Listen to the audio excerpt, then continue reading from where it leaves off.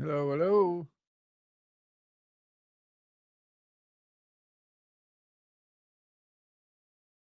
How you doing? Can't hear you.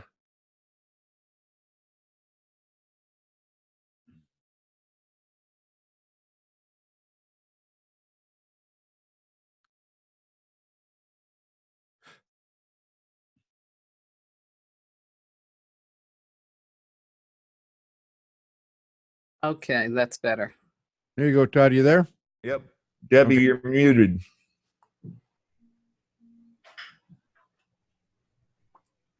There you go. Okay. Check 1, 2, 3. How you doing, Cam? Good. How are you? Good. How much time we got? 3 minutes to go. Okay. Check 1, 2, 3. There you go. Yep. Check 1, 2, 3. Yep.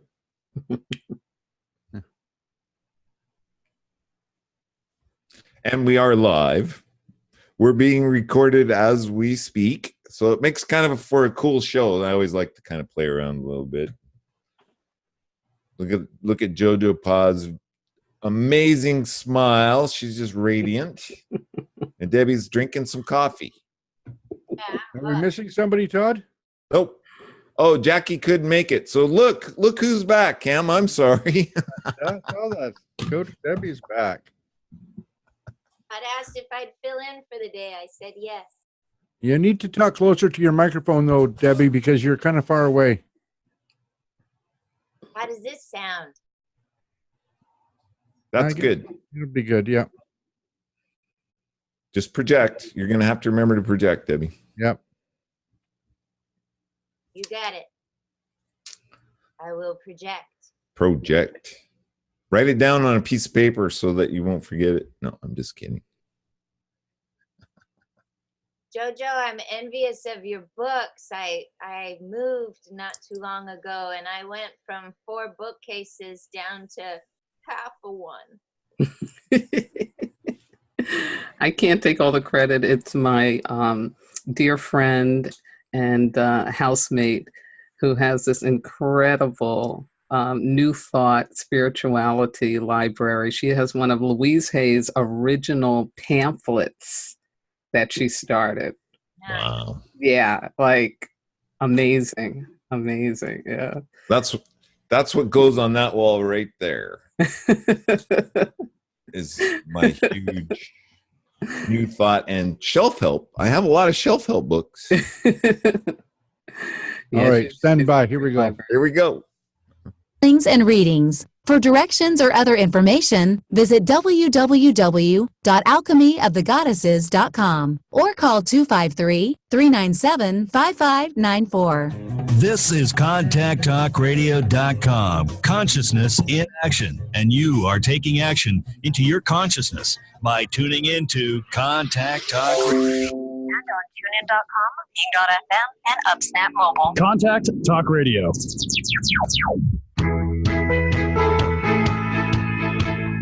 Welcome to Life Mastery with Todd Allen, the talk radio show that dives into the science of higher consciousness. Join Todd and his guests weekly at 10 a.m. Pacific Time and learn how to live a peaceful life with intentional mastery. Enjoy a survey of inspiring topics such as abundance, intention, health, manifestation, love, and transformation. It's all right here, leading authors, speakers, coaches, entrepreneurs with stories and messages to support your well-being, let alone your most evocative dreams. Da, da, da, da. Welcome to Life Mastery Radio with Todd, Debbie, and Jojopah. As always, I woke up this morning and I decided that it was going to be a really groovy day. And it's double groovy because it's Life Mastery Radio Day. Yay for Life Mastery Radio. I always like to start off the show and get myself a little centered and situated. And so let's just take a minute. And what I want you to do is just really get conscious and clear about that what you're connected to that gives you power. It could be the doorknob that opens the door to your room. It could be a tree. It could be God, Allah, whatever it is that you believe in. But just take a minute and just consciously connect to that which gives you power. And let's take in a deep breath all the way down to those solar plexus, and let that breath out with a big ah, and just let that flow up through your heart center, out of your speaker box, and right out into the universe. Let's do that one more time, but this time I want you to think about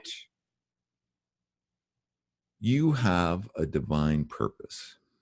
And I really want you to anchor that. You have a divine purpose, and just focus on that for a minute. Take in another deep breath.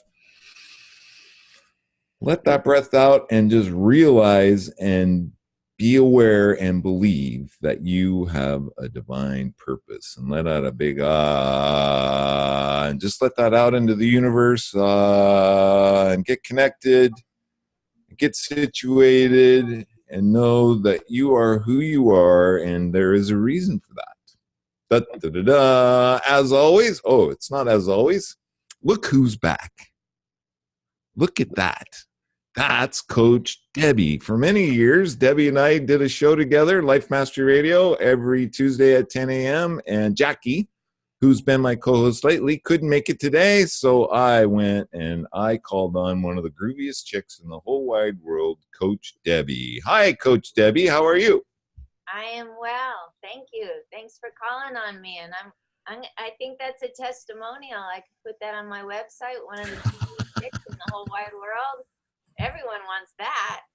So Coach Debbie now has her own show. That's what we do, right? We teach people how to do things, and then they take off and they've learned how to do it, and they do it on their own. That's what it's all about. And she has her own show on KKNW right out of Bellevue, Washington. It is on AM band, and I think it is internet too. And the name of her show is Story U Talk Radio. So Debbie, if I was going to tune into that radio show, what would I hear? Story U Talk Radio focuses on the author's experience and the huge journey that you trailblaze when you make the decision to put your written word out into the world.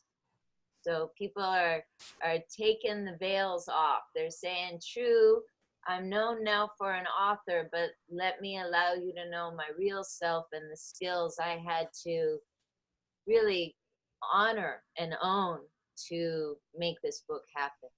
Right. And you're also a writing coach, and you do mastermind groups. People can find you at coachdebbie.com. So if I had a book in me, what should I do?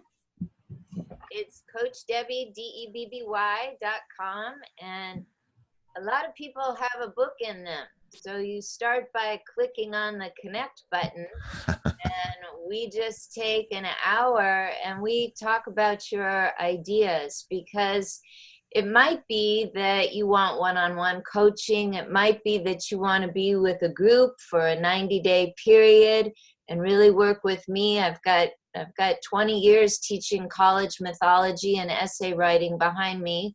So I would just love to make connection with you, but it's you that's got to reach out. So I have to go into full disclosure and total transparency. Do it. Because Debbie helped me write my book, and she helped me get it out there, and it's just not one of my fortes, right? So we find people to help us, and that's what I did. And that's what you do, correct? And you have a beautiful book. Yeah, I think it's kind of cool. A lot of people really dig it. You told your story. We made sure your story, that real Todd Allen, is in there. And that's what makes it a beautiful book, that you were courageous. Yeah. And that's what I love to do with people, because let me tell you, I have tried to write books by myself, and they're in those cubbies back there. It's the ones that I get help with that come out into the world. Yep, we all need a coach, and we're going to talk about that a little bit today too. I want to remind the listeners that today's show page is at www.lifemasteryradio.com or .net. and you will find links to anything that we talk about on the show today. There's a link there to our guests, and later on today, there'll be a blog post that will highlight the highlights of the show. So be sure and share that with your friends. And if you really like Life Mastery Radio, if we do a good job of bringing you great thoughts and ideas for you to use, share it with your friend. Let them know all about it. And if you really, really come across somebody that's really cool, like our guest today, she's really, really cool. You're really going to dig her. Let me know, and I'll bring her on. I'll bring them on the show, and we'll have a good time. So that's about it. I don't know. Oh, my book is at Amazon too. Go get my book and read it and love it, and leave me some feedback. Okay, I think that's about enough for housekeeping. Let's get on with the show. I've done enough.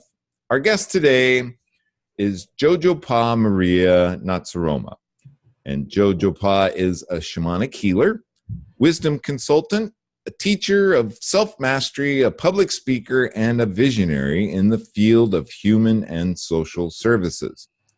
Being committed to the evolution of the human services system, she has successfully woven African spirituality and indigenous wisdom into the trauma resolution program for men cycling through prison, and used it as a framework for her own innovative, continuous learning process for community leaders. She currently resides in Santa Monica, California, does a weekly internet radio broadcast herself, plays classical piano, sings bossa nova, dances to disco and samba, and reads Victorian literature, and is a classic movie buff. Jojo, you do a lot. I know. So did you always have this feeling inside that you were a shamanistic healer, or did you have any exposure to that at all, or was this something that you just realized?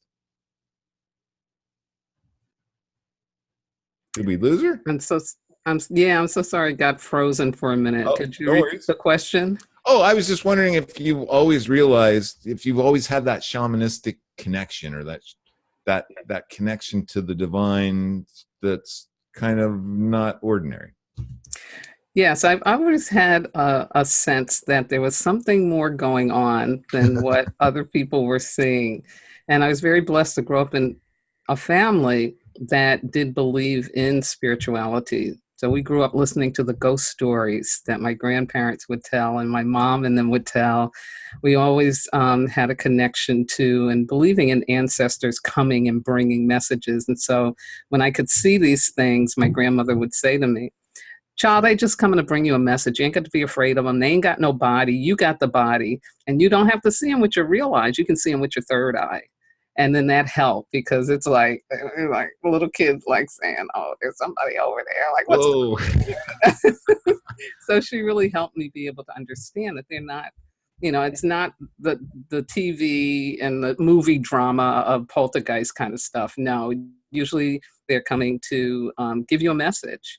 And I grew up with that experience where my grandmother would see this man in a brown suit coming down the third floor steps.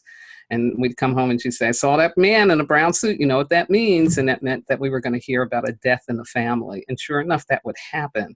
Wow. And so I grew up, I was very blessed to grow up with people that believed in metaphysical interactions and events. And so that was helpful for me. It's like I never had to be in a position where I had to force myself to believe, or I never believed. And so it's really interesting.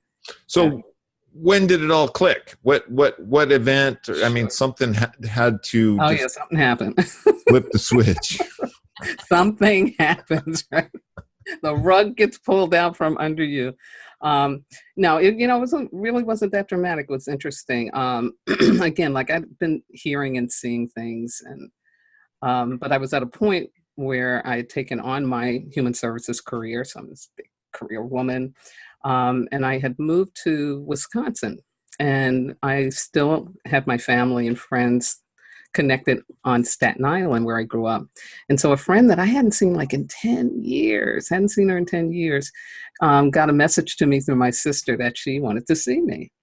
And when I went home to visit, we got together and she sat me down and she said, you have this gift. It's time for you to start using it. And she handed me a copy of the Celestine Prophecy. Wow. And another book That's a called cool In the book. Company of Prophets, which was about African Americans and the Black experience of spiritualism. That she said, this is in our background, this is our heritage. It's nothing for you to be, concerned about or afraid of. This is just who you are. And she told me to go out and learn. And so I did. And so that was over a 6-year period. And I got to a point where I was like, I think I would like a teacher. And I didn't understand that. But then the teacher showed up, right? And the student is ready, the teacher shows up. And that was Malidoma Somé and Sobonfu Somé, these wonderful West African teachers and shaman that really connected me back to what I know is my inheritance. Yeah. So you were actually brought to somebody that, so do your roots go back to West Africa? They do. And very grateful that my grandmother orally told us that we came from Guinea. So that had gotten passed down. And what people don't realize enough, because of European colonialism, right? First of all, Africa's a continent. They always talk about Africa like, it's a country. No, Africa's a continent. And as a continent, it is made up of many, many, many, now it's called countries, but originally it was all tribal. Right. And so the Degra tribe that now is mostly centralized in Burkina Faso, one of the smallest and poorest countries in Africa, but so rich in spirit, that tribe covered all of West Africa. And it was because of the slave trade that it receded back. But you'll still find pockets of Degra in like the Ivory Coast, Senegal. So that's the thing that people don't understand, that, there wasn't these countries, it was, kingdoms and city-states kind of a situation. So yeah, so this ancient wisdom, has been coursing through my bloodline for a very long time. So it was almost natural. Yeah. So how far natural. back, your book is just amazing. And I think it's a book to be studied. It's not something that you can just sit down and read and go, That's true. Yeah. I mean, there's a lot of deep thought, but you introduced us to the Degra medicine wheel, which I was not aware of. I had no idea, although I really like the way you tied it into the indigenous people of North America. Right. Because they have kind of the same thing. So it makes you wonder if there wasn't. But how far back does the Degra medicine wheel go back that they know of? Right. So I asked my teacher, like, where did this stuff come from? And he said, it all comes out of Egypt. Let's just be really clear about that. That's the center. And so, and Egypt probably before they built the pyramids, right? So, but that was kind of the hot spot. And then, people settled out, but they would take this information and share this information. And so it's she hiccuped again. We'll give her just a second.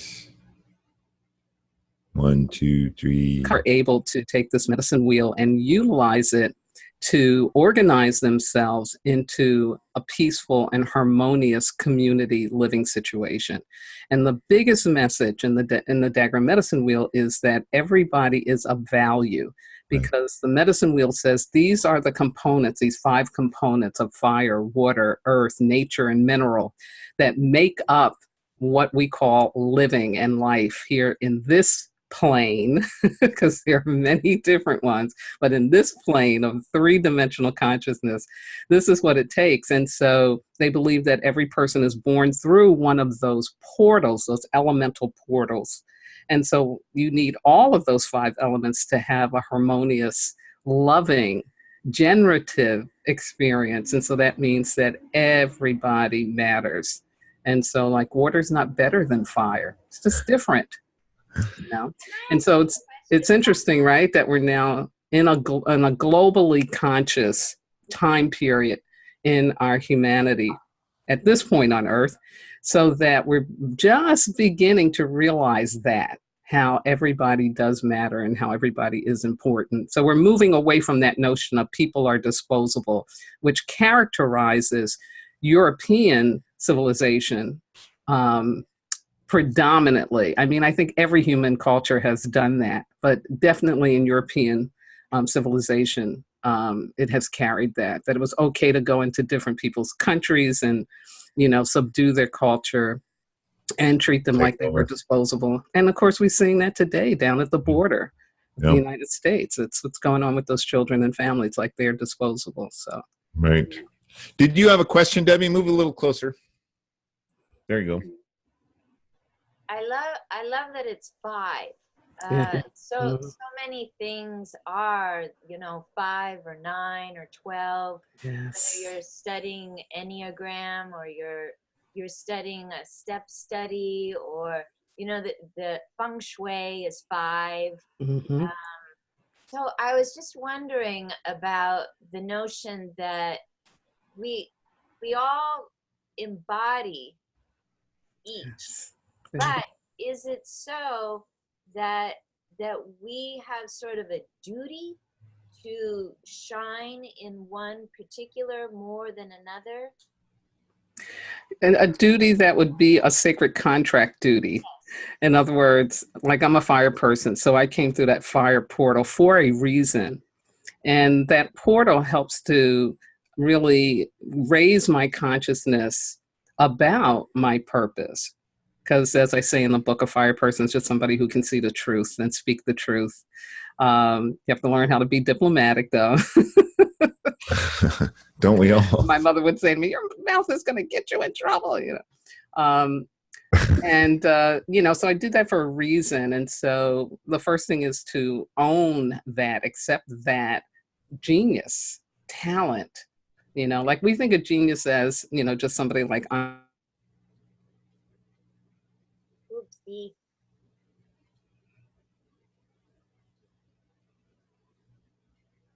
Einstein's born with a genius. Everybody's born with something that it is inherent. It is a part of who they are, part of their existence. And unfortunately, in, you know, schools and the way that we created school, which goes back to the beginning of the last century, when we standardized the school system, what we did was we left out helping children remember their purpose. And we gave them purpose because we wanted people to be in those factories, right, on that conveyor belt, making sure the nuts and bolts were screwed into those Model T Fords. And so we've continued that. You know, that's, to me, the biggest problem with our public school system or any school system, that we've left out the spiritual component, the humanity of a person. And we're just trying to get them to be able to go to work. But now things are changing and people want to have meaning in their lives. It's not just about 3D survival. They want to really feel, you know, that they are connected to something greater than what they have experienced. So. And it is so meaningful. I have to tell you a story because I'm a person of story. Please. I'm one of those really, really lucky people that bonded with her teachers as I was growing up. Now, it happened because I was being bullied for my coloring, and I was staying indoors instead of playing with the children.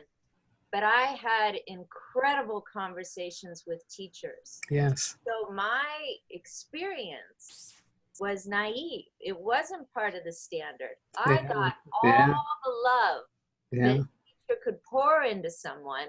And I went into education thinking that's how you do it. Right, right. People, you help them have purpose. You get in there, and everyone's like, no, that's not how we do it here. You know, that's what I had. And it took me about 20 years to realize they're not going to hook into these ideas but they did in some ways. And it's changing. It's changing. It's evolving. But it was such a gift to be that naive about this standardization. Oh, yeah. Because I just came in with this this thought that we're all here for purpose. Bam. Yeah. That's what it is. That's We're it. all here for purpose. That's right. And so there's this thing that's vibing in society where those of it, Todd's an entrepreneur. We wouldn't exactly call you mainstream. I'm way out there. We're doing this thing from the outside of kind of bringing people in. That's And right. so the energy's changing. Can you talk to us about that energy and what it is we're all up to here? Oh, sure. I love Eckhart Tolle's take on the new earth, Right. and, it goes back to the fact that we really are in a new evolutionary cycle as humans. In 2012, the 2012 shift really, really marked that. And you can go back, and think about life before 2012 and life after 2012, and you will definitely see a difference. You will definitely see a difference. It's like something has jumped. We've made a jump in our human consciousness, and we've been supported for that to happen because that's how the universe works. It's like the scientists at one point couldn't believe that the universe was expanding, and then Hubble with his telescope in the 50s was able to say, you know what, I took a picture this time and then this time this is shifted, like something's going on here. And so then they finally were like, oh, it's expanding. And so then they jumped to the ones who are only scientists. They jump to, oh, it's going to expand out. It's going to expand us out of existence. But no, that's not how the universe works. It's like you can't keep thinking with your human brain in terms of what a greater order direction is about. So there's just this evolutionary impulse in the universe. It's just there. It exists. That's the way it rolls.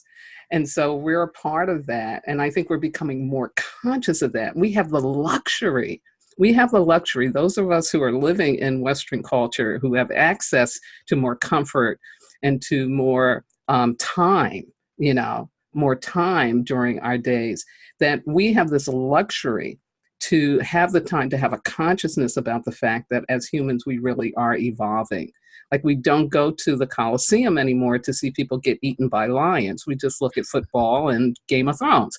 And so, Right. We'll make believe. Right. We'll do a little make believe here, but that's a jump.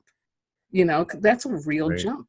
And that's what's going on now. And the more you can become conscious of that, the better, because anyone trying to hold on to old paradigms that are about separation, that are about exclusionism, that are about people, that life doesn't matter, just, make your money, take your Disney cruise, everything's going to be okay. You're gonna get your butt kicked. It's going to be painful. So we're in a time where we have to open up to learning. Well, and that brings a lot about your book too, because your book, I think you originally set out, at least it's in the subtitle, using this, I love the way you call it technology, because it is an ancient technology. It is. Yeah. But it's an inside job. And there is a lot of, let's just call it what it is, emotional pain or emotional trauma that is got a throttle on us. Did I get it right? There is a lot of emotional pain that, yeah, there you go. There's a lot of emotional pain that is holding us back. Yes. That it's preventing us from realizing the purpose, our purpose. Did I get it right? Totally. Yeah. Because, emotional pain, as I talk about, again, back to Eckhart Tolle, again, he just nailed it. It's great vocabulary to talk about the pain body. The pain body. There you go. That's the word I was looking for. Yeah. Sometimes I talk about the pain mind. But this is that victim consciousness. This is this belief that the world is out to get me, right, rather than the world is out to gift me. And if you believe the world is out to get you, then you're always going to be trying to defend yourself. You're going to be in competition. You're going to be, that separatist mindset, because everybody and everything can become a threat to you. And so it is the emotional pain. It is our core wounds left untreated that can have us thinking in those ways. And that makes life really scary and hard and burdensome and joyless. Well, and it affects our choices. Oh, right? big time. You talked about that in the time. book. It's this unresolved issues. It affects our choices and our ability to choose and what we choose. Exactly. You know, and, you know, it's interesting. I didn't say specifically, my intent wasn't, I'm going to take and apply this wisdom to men involved in the criminal justice system. Right. I just was like, okay, I've been doing human services for 30 years. I know people need something more than just bricks and mortar and food, clothing, and shelter. There's something more they're hungry for. And I need to integrate this into a human services process. And that was it. And as I talk about in the opening of the book, you hear the very synchronistic and spiritual way that I get connected to working with men in the criminal justice system. And so I realized that, okay, this is good, because usually these are the disposable people, right? Right. Ones that you haven't contributed to society, you're a detriment to society, you're harm, you're dangerous. We're going to just put you away. I'm going to put you out of sight. And so I thought, wow, if I can use this and this can have an impact on reconnecting them to their soul. Because that's the thing we do. We make people soulless in prison. We give them a number. We put them into a confined cage, into a situation like that. All that's dehumanizing. And so I knew that they needed to be reminded of the truth of who they are. And you can imagine, right? Because I'm coming with, you know, like by this time, let me see, that was 2008. So I've been for at least 16 years working with New Thought, with spirituality, you know, with the African wisdom. I started that in 2000. So I got all this stuff in my head and I'm like, okay, are these guys going to even understand me? Are they going to even get this? Am I going to, you know, is this going to work?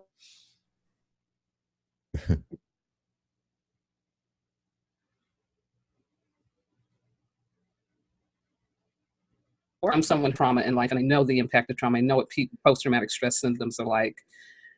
And I was blown away to discover that folks who have gone through that kind of trauma, any kind of trauma that really separates you out from the truth of who you are, the way, if you're still walking around, if you're still alive after all that stuff has happened, it's because you went out there. You went into another level of consciousness that held you until it was safe enough to come back into your body and to do. So while you were gone, even if it was for a nanosecond, you connected with something. You know, you've got some wisdom. There's some wisdom there. And so when I began to share this information, and again, I started out as a high school English teacher, so I pride myself on knowing how to break things down for people, because that was always important to me, because I love this stuff, but I knew I had to break stuff down so people can understand what I'm talking about. Right. And so when I share with them like sacred contracts, or I shared with them about Eckhart Tolle and the pain body and New Earth, they got it. They got it.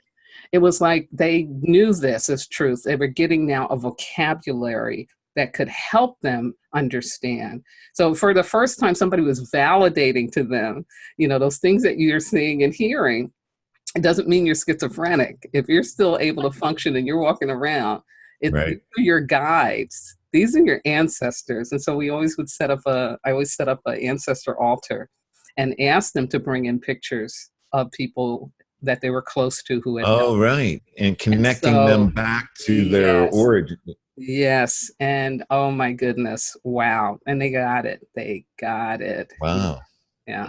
It's such a really, really important reset for people.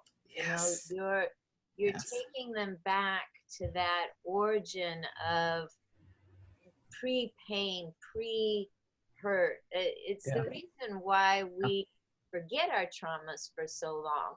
Mhm. Is we're not in that loving environment to Yes. heal them. And Yes. I can tell you, I had some big accidents with water as a child, nearly drowned times. And at age 51, I said, I'm going to learn how to swim. Yeah. You know? She Yeah. did. It's time. It's Yeah. time to meet this fear. And there they were. The lifeguards, they were ready. They were ready to meet my fear. And Yeah. I'll never forget this story. When my trauma came up and the one lifeguard says, you know, you can float, Debbie. You're not going to have any problem learning how to swim. And I said, well, I can float in shallow water. It'll be different when we get out there in the deep water. And he said, you listen to me. You can float. Yeah. It's not about how much water. You can float. You're going to have to relate to your mind.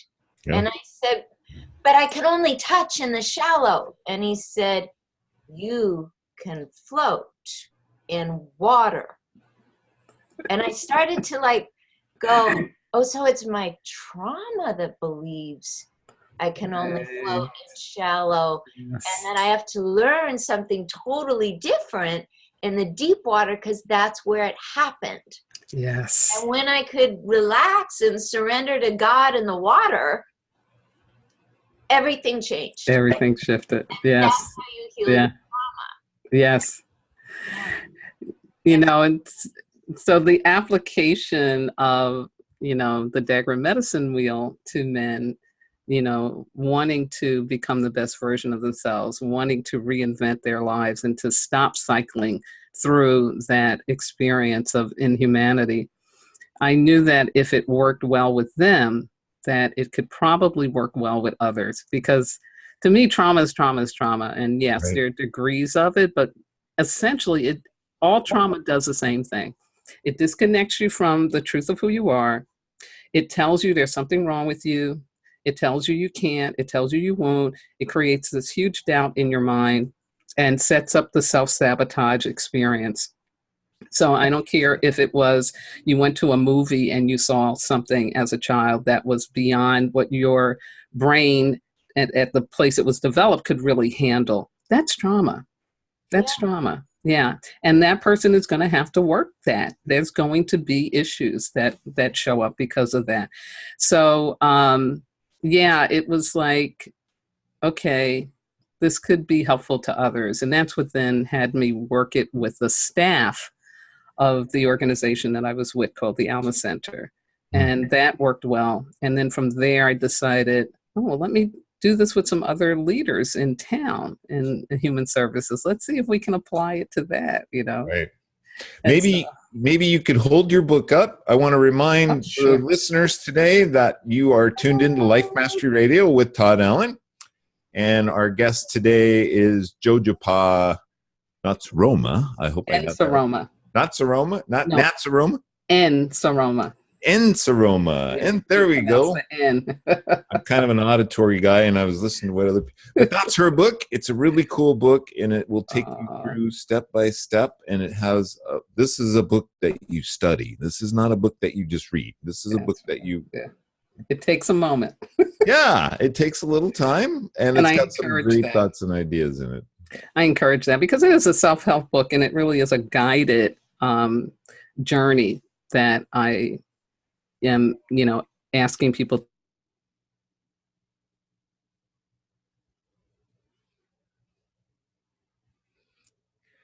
connection. Unaware of it. You can have it revealed to you so that you can make the choice to transform it. Right. And that the transformation process isn't something that is melodramatic or, you know, you gotta, you know, like I think about people using ayahuasca in terms of getting their pain. And they're, you know, and again, no judgment. I think there are people that, yeah, that can work for. But, you know, those kind of psychotropic drugs were for people who were designated in the tribe as being the shaman, or you're being trained for that. The messenger. And that was a part of your initiation process. It wasn't just something you did, you know. So that's what the problem I have with. I think that it's not something that you're supposed to use very lightly. But the piece in that is it's very dramatic. You know, you get sick, you vomit, you know, and then you go on this journey. It's all this stuff, you know.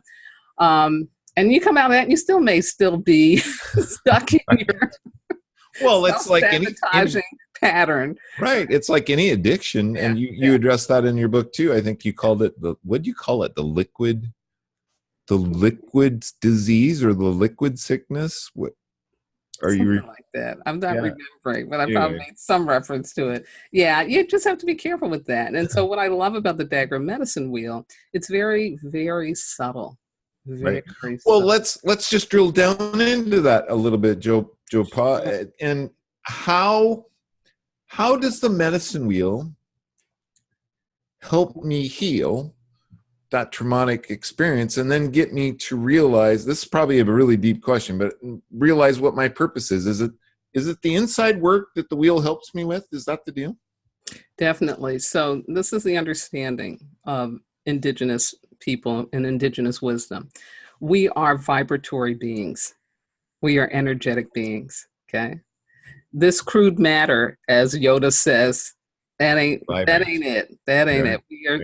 That's not what we are. I love theoretical physics and string theorists because they get it. They've gotten it. They get it that we are these vibratory strings. Okay. So when you accept that, when you understand that, then you can understand how it is that the Degra medicine wheel can help you move and shift energy, right? It's all about energy shifting. And so the wheel, because it is a cosmology, because it came from the star people, as we call it. I knew that was coming up. I knew yes. that was coming. It came from a greater order and direction than just our human minds could handle. And so it is within it, it's this element of the evolutionary impulse. I liken it in the book too, because this was probably the biggest challenge in writing about it. This was the hardest chapter, is how do I tell people what this wheel is? Right. And being a movie lover, yeah, it came to me.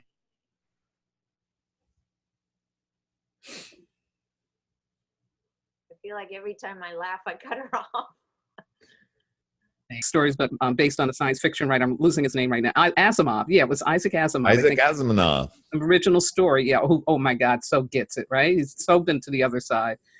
And Isaac got it that he didn't need to tell you what the monolith is. You were going to experience what the monolith is, right? It's when they play Also Spock Zarathustra, when you hear that theme music and that monolith show up, you're like, it's so fan. Watch that movie with that consciousness. Go to that movie and say, I'm going to go to this movie. I'm just going to experience that monolith, and I'm going to set an intention, and I'm going to just experience that monolith because it is so powerful. The imagery of that, the music, all of that together, something shifts in you. That movie is transformative because of that. It's a funny, I just recently watched it again. I don't know, it was about a month or two ago, and I hadn't seen it for years and years and years. Right. What's the title? 2001. When a Space Odyssey. Yeah. Space Odyssey. Oh, yeah. And I didn't realize how much dialogue there wasn't in that movie. Exactly. It was all like this journey from the inside, and you really didn't comprehend or understand what was going on through the dialogue. It was through what was being shown to you. It's just really powerful. And so that's the Degra medicine wheel. It's that kind of a technology that it carries in it a vibration. Now, the picture of the wheel like this is not what the Degra do. And this was rendered by a dear friend of mine. Her name is Shelby Keefe. She's an amazing artist, and I just love her. And there were some people that, having worked with Melodoma, did put the medicine wheel online. You can see pictures of it, but that's not what they do in Degra. They're not sitting up drawing this as a medicine wheel. They might in the sand, just draw a wheel and make the lines, but that's it, because that's how powerful it is, vibrationally. It's this concept, it's this energy, And when you engage with it, it's going to do something for you. So when you can understand that, and like I would tell the men, this was so fun. Like I told them, you don't need to believe in the wheel in order for it to work for you. Okay. Let's be really clear about that. You know, one of the guys that I use him in a book, his name is Adam, and he was an atheist. And because I would always interview the men before, because again, I never wanted to have anybody feel uncomfortable. They needed to at least be open. If they weren't open, it wasn't going to be a good class for them. But he was an atheist, but he said he was open, you know, and it was so great because, you know, his experience was that, yeah, it really worked. And he's just really, oh my God, his life just shifted so beautifully as a result of him doing that work. Yeah. And so how long, Jojopah, how long does it take? So, you know, if somebody was to start working with the wheel or working with you, I'm not sure. Yeah. I'm not sure if they can do this journey on them by themselves or with the coach. I know you did talk about it. This is a great tool for coaches. Mm-hmm. Are you listening, Debbie? Debbie, I'm really listening because it really ties in with, I love the hero's journey, and part of my brand is the idea of the heroine's journey, the yin energy of the hero's journey. And what I'm hearing here is that your work is so for our everyday traumas. We need to start to put everyday alongside traumas, or we're just going to think the only people experiencing it we're handcuffed and escorted out. Exactly. Yeah, exactly. We have to bring it into the everyday. And I think we also have to up-level the idea of self-help, because your book is self-development. Yes. It's development. and empowerment too, I think. Empowerment. Yeah. And that takes some commitment. It's not just, oh, I need a 1, 2, 3. Where's my 1, 2, 3 done? You know, it's not that. It's not that at all. You know, you asked about, you know, timing. I really believe that all of this is related to divine timing. And I really believe in right timing for things. And I really believe we have to throw out our human clock.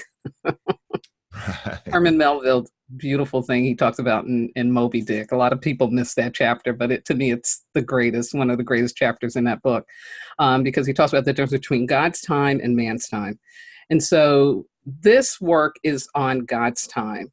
You don't get to be ready to take on learning how to be the best version of yourself, learning how to really self-actualize, get to your authentic self, unless something has happened in your life where you're like, I surrender. Right. I'm ready. I don't know what to do, but I need something and I'm ready, you know? Desperation. Exactly. That usually happens to the alcoholic. And right. Exactly. Doesn't have to happen, right? But it doesn't have to happen that way. Right. That you can become conscious that there's something in me that is blocking me from having the kind of relationship that I really want to have. Right. You know, whether it's an intimate relationship, whether it's a relationship with my parent, whether it's a relationship with my siblings, you know, in my work, it could be with colleagues. Like you could become conscious of there's something going on.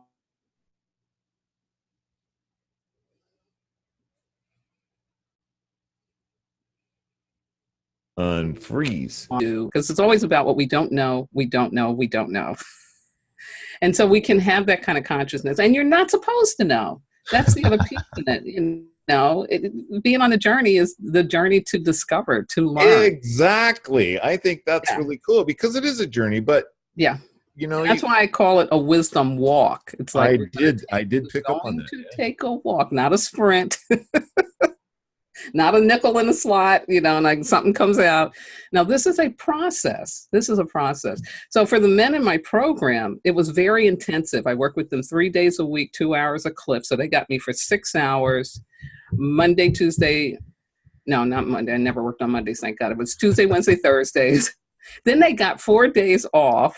right? To let it To reflect. process. And when they would come back, we would talk about, okay, tell me your story. What happened? What went on? What went down? How did you respond? This and that, because it's a discipline too. So you're learning how to unlearn, as Debbie said, what the fear taught you.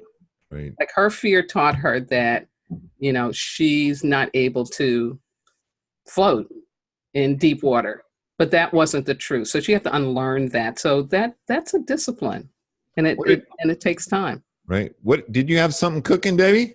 We got a question. Okay. Let's ask it.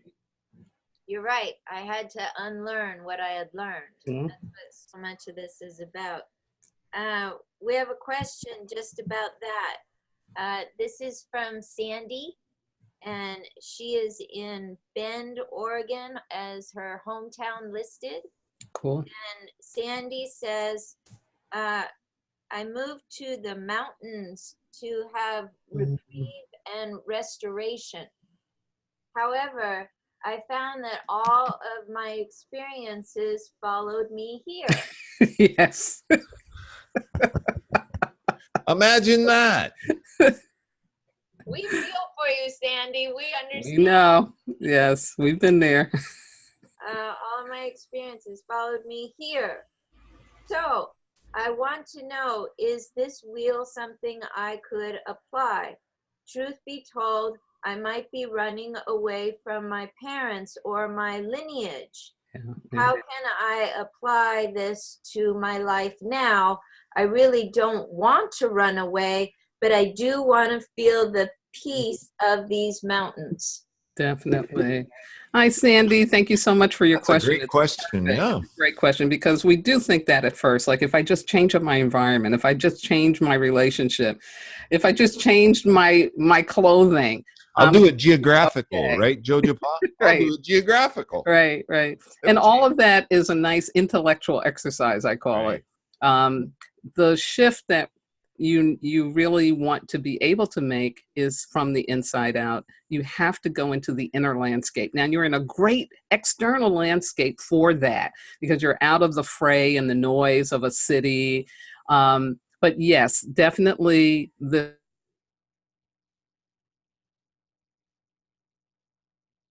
Every time it freezes, I got a plane going over my house. I swear. Oh, no. for most of us, the pain that we're feeling is so much about holding on to pain that was given to us, especially in childhood. And we hold on to it because a lot of times that was our learning of love. I have to take on this person's pain because I love them and because they love me. And so a big part of self-actualization is learning to let that go. And the way we do it, the most powerful way to do it, is through forgiveness. And so in the book, that's one of the first rituals, personal rituals, that I guide you through, is to be able to take on the forgiveness piece. And forgiveness isn't about letting somebody off the hook. Forgiveness is truly about releasing the pain that you've been carrying, so you free yourself up and you free yourself from being connected and burdened by that. Something fun I did with this book too was that I did some videos on my website to support you in the process, where I take you through a meditation in case some people, never meditated.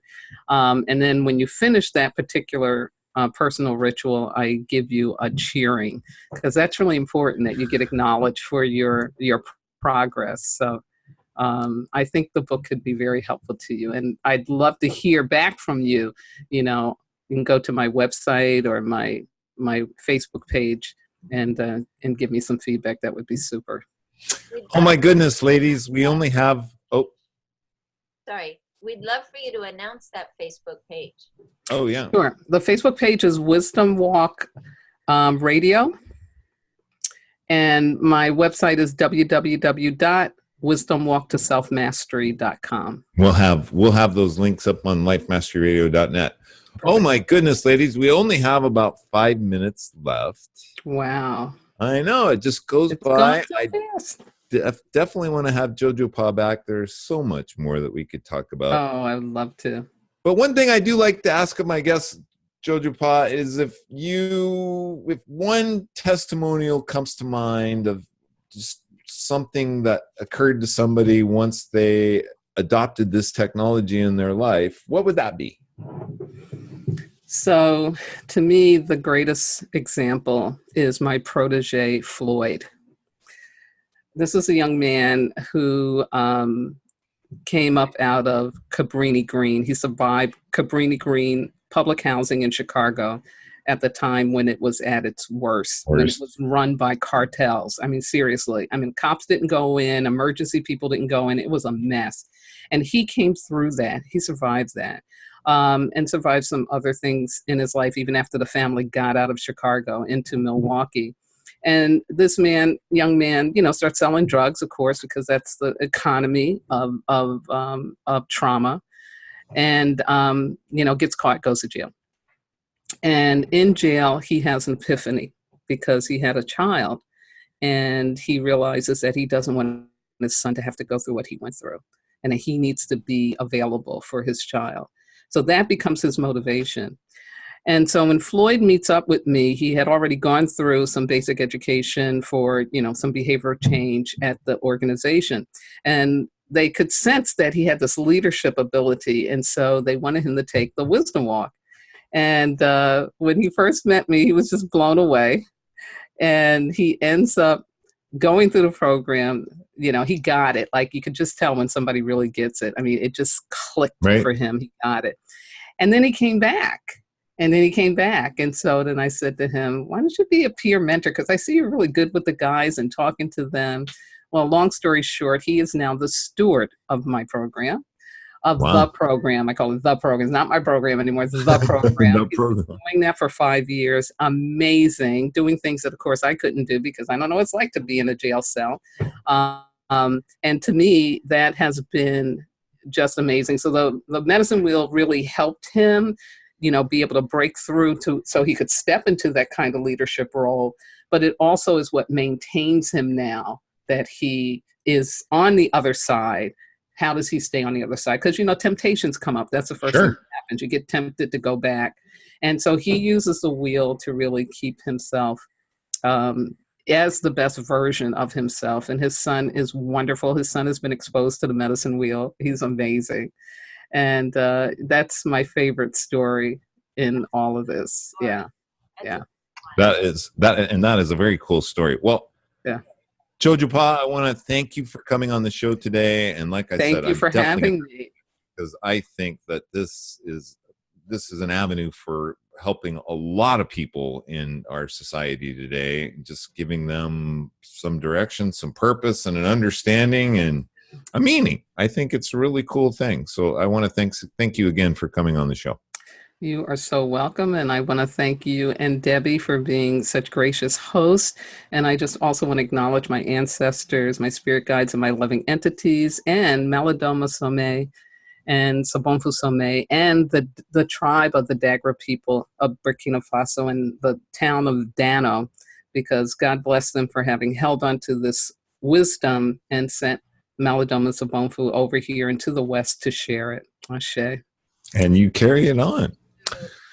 That's about all we have time for today. It was a heartfelt show. I hope you had a blast. I know Jojopah had a blast. I know Debbie had a blast. Thanks, Debbie, for jumping on board again. That's it. One last thing. I would really, really appreciate it if you would make it a great day, because as we talked about, it's all about choice. So choose to have a groovy day. It's all groovy. Bye-bye for now.